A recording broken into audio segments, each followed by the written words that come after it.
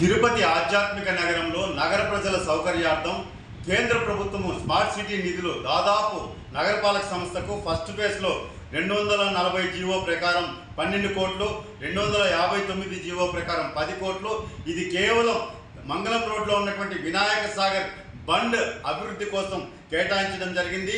ఇది కాకుండా electrical works కానీ, ఇన్ అండ్ అరౌండ్ డెవలప్మెంట్ కానీ, ఆర్టిఫిషియల్ గార్డెన్స్ కానీ, వాటర్ ఫౌంటైన్స్ కానీ, ఆ ముందర కాంప్లెక్స్ కానీ, వాకింగ్ ట్రాక్ కానీ, వీటన్నిటికి కూడా అదనంగా ఒక 10-15 కోట్లు, అంటే దాదాపు 30 నుంచి 40 కోట్ల వరకు ఈరోజు వినాయక సాగర్ నిర్వహణకు, అభివృద్ధికి ఖర్చు పెట్టారండి. ఈరోజు వినాయక సాగర్ నిర్వహణ గాలికి వదిలేశారు. ఈరోజు అక్కడ పోతే వినాయక సాగరు దుర్గంధ సాగర్గా తయారైపోయింది.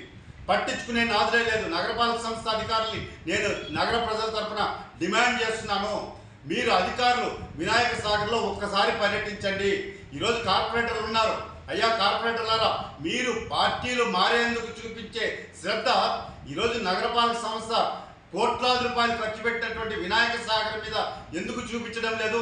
కార్పొరేటర్లు, మేయరు, అదేవిధంగా కమిషనర్ గారు అందరూ వెళ్ళి ఒకరోజు వినాయక సాగర్లో మీరు పర్యటించండి.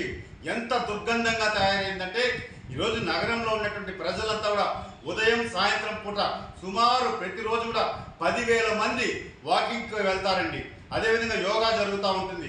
అదేవిధంగా చిన్నపిల్లలు ఆదివారం పూట ఆటలాడుకునేదానికి నగర ప్రజలతో పాటు మంగళం రోడ్లో ఉన్నటువంటి అపార్ట్మెంట్లో నివాసం ఉండే ప్రజలంతా కూడా అక్కడికి పోతారు.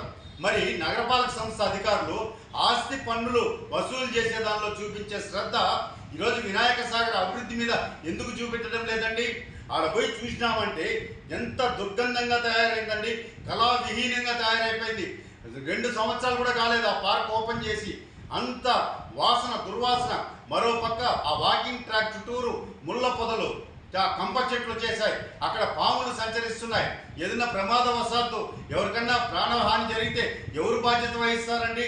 దయచేసి నేను ఒకటే చెప్తున్నాను, ఆ స్మార్ట్ సిటీ నిధులు ఏదైతే మీరు ప్రజల సౌకర్యార్థం ఖర్చు పెట్టారో అక్కడ దాన్ని పూర్తిగా కంప్లీట్ చేయండి. ఈరోజు ఇన్కంప్లీట్గా వదిలేశారు వినాయక సాగర్ని. అక్కడంతా కూడా అసంపూర్తిగా ఉంది. ఆ ముందర కాంప్లెక్స్ కట్టారు, ఆడ కల్వర్ట్లు కట్టారు.